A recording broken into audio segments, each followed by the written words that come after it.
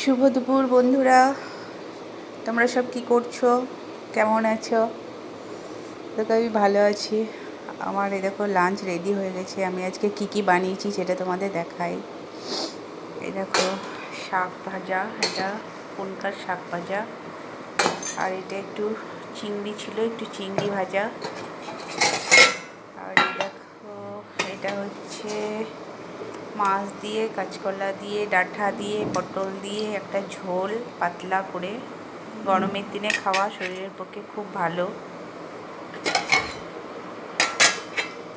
আর এই দেখো এইখানে করেছি পেঁয়াজ রসুন আদা বাটা দিয়ে এটা রুই মাছের কারি, এটা হয়েছে। আর এই দেখো পোস্ত বাটা, আর এখানে আছে আলু দিয়ে ডিমের ঝোল। এই হচ্ছে আজকের মেনু আমার। তোমাদের আমার মেনুগুলো কেমন লাগলো একটু আমাকে কমেন্ট করে জানিও।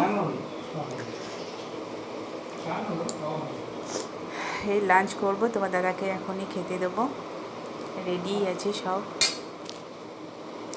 তাহলে আমরা লাঞ্চ করি। টাটা, সবাই ভালো থেকো।